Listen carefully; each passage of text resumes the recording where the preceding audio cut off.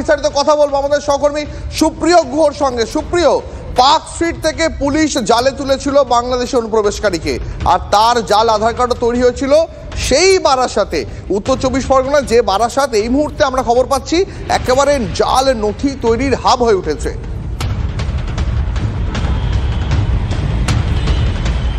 দীপ, দেখো, প্রায় 1 বছরেরও বেশি সময় ধরে এই আবিদুর রহমান সে অবৈধভাবে সীমান্ত পার করার পর বা কোনো বৈধ নথি ছাড়া ভারতবর্ষে আসার পর এখানে থাকতে শুরু করেছিল।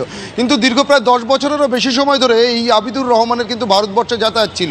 কিন্তু হঠাৎ করেই সে কেন এখানে থাকার পরিকল্পনা করলো বা গত 1 বছর ধরে থাকতে শুরু করেছিল, সেই বিষয়টা যখন তদন্তকারীরা খোঁজ নিতে শুরু করেন, তার কাছ থেকে ইতিমধ্যেই যে আধার কার্ড এবং প্যান কার্ড উদ্ধার হয়েছে, তদন্তকারীরা জিজ্ঞাসাবাদে যেটা জানতে পেরেছেন যে 2017 সালে এই আধার কার্ড এবং প্যান কার্ড বারাসাতের থেকে তৈরি করেছিল কেউ, বা তাকে সহযোগিতা করেছিল, তার টাকার বিনিময়ে সে কিন্তু এই জাল আধার কার্ড এবং প্যান কার্ড তৈরি করেছিলেন। কিন্তু এখানে যেটা প্রশ্ন উঠতে শুরু করেছে যে কলকাতা পুলিশ ইতিমধ্যেই পাসপোর্ট জালিয়াতির যে তদন্ত করছে, সেই ভারতীয় পাসপোর্ট তৈরির ক্ষেত্রে যেটা দেখা যাচ্ছে যে বারাসাতের যে সক্রিয় রয়েছে, অর্থাৎ সমরেশ বিশ্বাস অন্যতম কিংপিন, তার ছেলে রিপন বিশ্বাস, এমনকি বারাসাত লাগোয়া দত্তপুকুরের আরও একজন অন্যতম অ্যাসোসিয়েট বলছে সমরেশ বিশ্বাসের, মুক্তার আলম, এরা যে গ্রেপ্তার হয়েছে, এরা সকলেই কিন্তু এই জাল পাসপোর্ট তৈরির জন্য যে নথিপত্রগুলো তৈরি করতো সবটাই কিন্তু এই বারাসাত কেন্দ্রিক বা উত্তর 24 পরগনার বিভিন্ন এলাকা থেকে। তো কোথাও গিয়ে তদন্তকারীদের এখন যে বিষয়টা ভাবাতে শুরু করেছে যে এই চক্রের কোনো এজেন্ট বা সাব এজেন্টদের মাধ্যমেই কি এই আবিদুর রহমান সেও তার নিজের জাল নথি তৈরি করেছিল, সেটা যেমন একদিকে জানার চেষ্টা করছে। ইতিমধ্যে যাদের যাদের নাম তদন্তকারীরা জানতে পেরেছে, যারা এই নথি টাকার বিনিময়ে তৈরি করে আবিদুরকে সাহায্য করেছিল, তাদের খোঁজেও কিন্তু তল্লাশি চালাচ্ছে। তবে আরও যে বিষয়টা তদন্তকারীদের ভাবাচ্ছে যে গত 1 বছরের বেশি সময় ধরে আবিদুর রহমান কলকাতাতে থাকছিলেন, এখানে বিভিন্ন ব্যবসায়িক কাজে যুক্ত ছিলেন, কিন্তু তিনি নির্দিষ্ট কোনো একটি ঠিকানাতে থাকছিলেন না। 2 মাস 3 মাস অন্তর তিনি তার নিজের আস্তানা বদল করছিলেন বা এক জায়গা থেকে অন্য জায়গায় গিয়ে থাকছিলেন। কেন এই বারংবার আস্তানা বদল, এর পেছনে কি অন্য কোনো কারণ আছে? একেবারে এর পেছনে কি সত্যি কোনো এমন অভিসন্ধি রয়েছে যা দেশ বিরোধী কাজের সঙ্গে যুক্ত? নজর থাকুক সুপ্রিয়।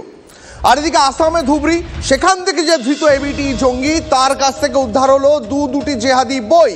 এই আনসারুল্লাহ বাংলা টিমের জঙ্গি শাহিনুর ইসলাম, তার কাছ থেকে উদ্ধার হয়েছে জেএমবি জঙ্গি নাজিমুল্লাহ হাক্কানির লেখা জেহাদি বই। জেএমবি জঙ্গি নাজিমুল্লাহ হাক্কানিকে 2020-তে গ্রেপ্তার করে কলকাতা পুলিশের এসটিএফ। বর্তমানে সে জেলবন্দি, আর তার লেখা বই নিয়ে কি মগজ ধোলাই চালাচ্ছিল এই শাহিনুর ইসলাম, এই নিয়ে বাড়ছে উদ্বেগ। এই শাহিনুর ইসলামের কাছে তল্লাশি চালিয়ে বিভিন্ন নথিপত্র, এমনকি 2টি জেহাদি বই উদ্ধার হয়, এবং যেটা সূত্র মারফত জানা যাচ্ছে এই 2টি জেহাদি বইয়ের মধ্যে একটি বই নাজিবুল্লাহ হাক্কানির লেখা। আর এই নাজিবুল্লাহ হাক্কানি সম্পর্কে এখনো পর্যন্ত সূত্র মারফত যেটা জানা যাচ্ছে যে 2020 সালে কলকাতা পুলিশের এসটিএফের হাতে জেএমবি জঙ্গি সন্দেহে গ্রেপ্তার হয়েছিলেন এই নাজিবুল্লাহ হাক্কানি।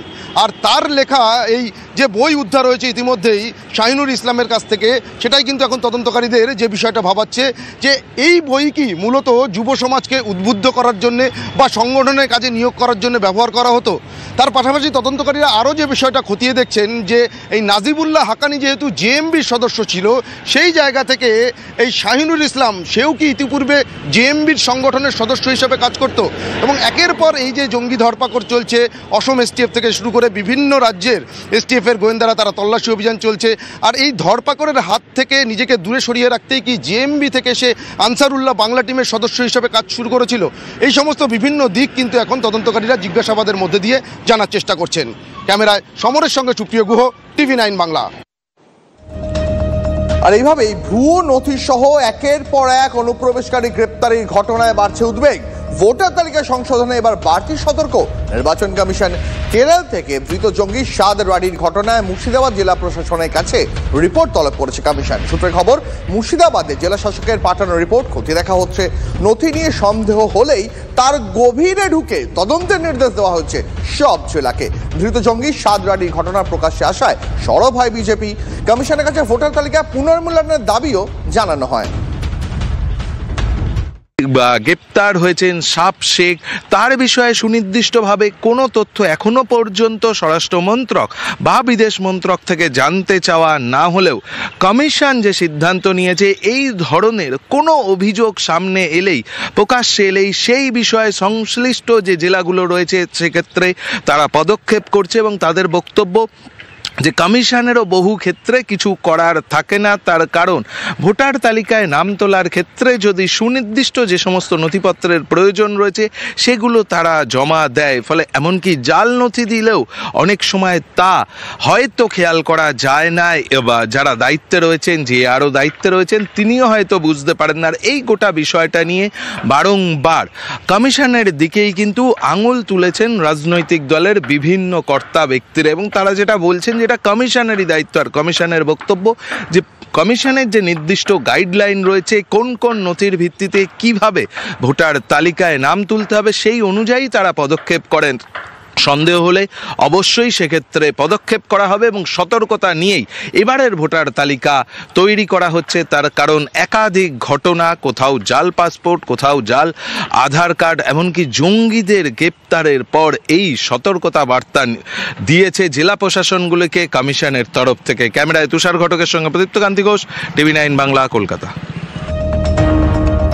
এবার নজর রাখবো বাংলাদেশের দিকে, তার কারণ বাংলাদেশ থেকে এই মুহূর্তে আরো একটা ব্রেকিং নিউজ এসে পৌঁছচ্ছে। বাংলাদেশে আবারও হিন্দু মহিলাকে গণধর্ষণের পর বিষ খাইয়ে খুনের অভিযোগ। এই মুহূর্তের বড় খবর, বাংলাদেশে মহিলাকে গণধর্ষণের পর বিষ খাইয়ে খুনের অভিযোগ। বাংলাদেশের নারাইলে নারকীয় ঘটনা, মৃত্যুর আগে ছেলেকে ভয়ঙ্কর অভিজ্ঞতার কথা জানিয়ে যান নির্যাতিতা। কথা বলবো আমাদের সহকর্মী সুমন কল্যাণ ভদ্রর সঙ্গে। সুমন কল্যাণ, হিন্দু মহিলার ওপর অত্যাচার এই প্রথম নয়, এর আগেও আমরা বাংলাদেশের এরকম একাধিক খবর দেখিয়েছি, কিন্তু এবার একেবারে গণধর্ষণের পর তাকে বিষ খাইয়ে মারা হলো। এ কি চলছে বাংলাদেশে? দেখো, যাকে এই নারকীয় অত্যাচার যার উপর হয়েছে তিনি কিন্তু ইউনিয়ন পরিষদের সদস্য, অর্থাৎ সে একজন জনপ্রতিনিধি। সেই জনপ্রতিনিধি তিনি যখন কাজ সেরে বাড়িতে ফিরছিলেন তখন তার কাছে একটা ফোন আসে, সম্ভবত পাওনা টাকা ফেরত পাবেন সেই ফোনটি আসে। রাজিবুল বলে একজন তাকে ফোন করে এবং সে যখন সেখানে যায়, এই রাজিবুলই স্থানীয় মুক্তার মোল্লার বাড়িতে তাকে নিয়ে যায়। সেখানে পাশবিক অত্যাচার হয় এবং পাশবিক অত্যাচারের পরে সে যখন ছুটে আসতে বেরিয়ে আসতে যায় তখন তার মুখে কিন্তু বিষ ঢেলে দেওয়া হয়। সেই অবস্থাতেই তাকে কিন্তু ছেড়ে দেওয়া হয়েছে তাই কিন্তু নয়, তার ভিডিওগ্রাফি করা হয় ধর্ষণের, সেই ছবি ভাইরাল করে দেওয়া হবে এমনভাবে তাকে শাসানো হয়। 2 লক্ষ টাকা তার কাছে দাবি করা হয়। সেইভাবেই কিন্তু এই ধর্ষিতা সে বাড়িতে চলে আসে। তারপর বিষক্রিয়া যখন শুরু হয় তাকে নিয়ে ভর্তি করা হয় যশোরের একটি হাসপাতালে। সেখানে 2 দিন পরে তিনি মারা যান। কিন্তু মারা যাওয়ার আগে তার ছেলেকে যে বিবরণী তিনি দিয়ে গেছেন তাতে কিন্তু স্পষ্ট যে তার উপর কীরকমভাবে নারকীয় অত্যাচার হয়েছে। শুধু এখানেই শেষ নয়, যে মুক্তার মোল্লার বাড়িতে এই ঘটনা ঘটেছে প্রত্যক্ষদর্শীরা বলছেন যে মুক্তার মোল্লার ঘরে তাকে নিয়ে যাওয়া হয়েছে এবং সেখানে কাউকে ঢুকতে দেওয়া হয়নি, সেখানেই এই পাশবিক অত্যাচার। একেবারে সুমন, তোমাকে অনেক ধন্যবাদ। কিন্তু সত্যি সত্যি একটা প্রশ্ন আমাদের মনে যাক, জানেন তো যে বাংলাদেশে ইউনূস আমলে আর কবে মৌলবাদীদের এই আস্ফালন, এইভাবে নির্লজ্জ পেশি শক্তির প্রদর্শন থামবে? 3টে নিউজরুম নিয়ে ফিরছি ছোট একটা ব্রেকের পর।